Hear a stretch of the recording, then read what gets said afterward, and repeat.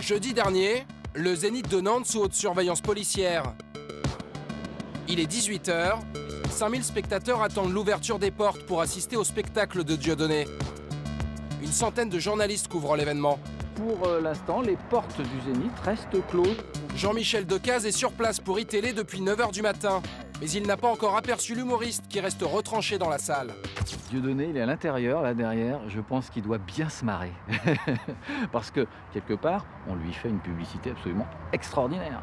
Il va remplir ces salles. Celles qui n'étaient pas remplies encore vont être remplies vraiment très très vite à Nantes.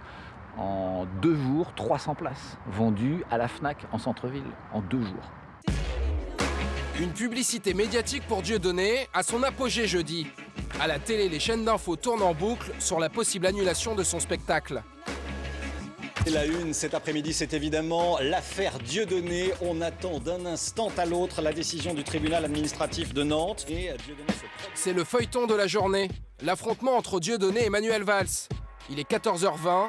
Le tribunal administratif de Nantes annonce qu'il autorise le spectacle. Priorité aux directions BFM TV, l'arrêté d'interdiction est annulé en référé réaction à Nantes, en direct l'avocat Dieudonné. C'est donc une victoire totale et complète en ce qui concerne Dieudonné Mbala Mbala, qui va donc pouvoir ce soir jouer son spectacle Le Mur à la salle de Saint-Herblain du Zénith. Face aux caméras, l'avocat de l'humoriste mène la bataille de la com. Le grand absent de la journée, c'est Dieudonné. Il refuse les interviews depuis la diffusion d'un extrait de son spectacle sur France 2 il y a 3 semaines. Dans cette séquence filmée en caméra cachée, il s'attaque au journaliste Patrick Cohen. Tu vois, lui, s'il m'entoure, je suis pas sûr qu'il ait le temps de faire ses valises. Moi, tu vois, quand je t'entends parler de Patrick Cohen, je me dis, tu vois, les chambres à gaz.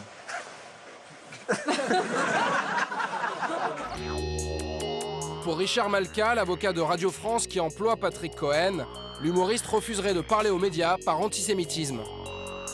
Il y a une certaine cohérence à sa stratégie. Il considère que les médias dont vous faites partie sont des médias officiels aux mains du lobby juif qui tire les ficelles. Donc, et c'est ce qu'il dénonce à longueur de spectacle. Donc il ne peut pas s'adresser à ces médias-là. Son public ne le comprendrait pas. Et ce jour-là, tout va très vite. 4 heures à peine après l'annonce du tribunal de Nantes, coup de théâtre. La victoire change de camp. Je peux vous affirmer que le spectacle est interdit selon le Conseil d'État qui a donc cassé la décision du tribunal administratif de Nantes. Emmanuel Valls, lui, ne boude pas les micros, bien au contraire. En moins de 20 minutes, il prend la parole à la télé. De savoir que le Conseil d'État a pris une décision que je résumerai par une seule phrase. La République a gagné. Une victoire aussi pour la communication du ministre de l'Intérieur. C'est lui qui a lancé la croisade anti-Dieudonné. Son but, incarner dans les médias l'opposition à l'humoriste. Avec en coulisses une stratégie politique bien rodée. Manuel Valls cherche à renforcer son image d'antiraciste, il cherche à renforcer son image d'homme de gauche qui a été mise à mal par ses déclarations sur les Roms. Attaquer Dieudonné, pour lui, c'est vraiment très très pratique parce que tout de suite on a un diable identifiable, quelqu'un qui en plus est dans l'excès, dans la caricature, qui se caricature lui-même, donc qui lui rend service. De ce point de vue-là, c'est facile de l'attaquer et d'apparaître après comme le chevalier blanc. Devant le Zénith, après l'annonce du Conseil d'État, le directeur départemental de la sécurité publique propage l'info.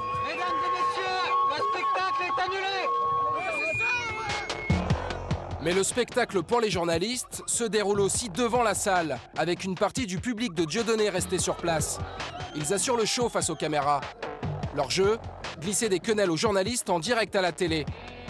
Quenelle pacifiste, quenelle pacifiste. Leur cible, les envoyés spéciaux des chaînes d'infos. Voilà un petit extrait de cette ambiance ce soir. Voilà. On est solidaires de Dieudonné ce soir. Et même quand sa caméra s'éteint, la journaliste d'ITélé, ici à droite, continue d'être prise à partie par des fans de l'humoriste. Quand tu es un journaliste athlétique, quand tu envoies un reportage à ton patron, si ton patron te biaise ton reportage, tu te dois de démissionner. Et on a entendu ce soir énormément de slogans contre les journalistes. Beaucoup sont venus nous voir pour nous demander pourquoi vous mentez tout le temps, pourquoi vous trafiquez tout, tout est monté, tout est étudié par vos chefs, etc. Donc ils ont vraiment une obsession sur ce qu'ils appellent le 4e pouvoir. Il est 21h, Dieudonné quitte enfin le Zénith, sans dire un seul mot à la presse. Il salue ses fans d'un bras tendu. Ultime provocation devant les caméras. C'est la fin du cirque médiatique.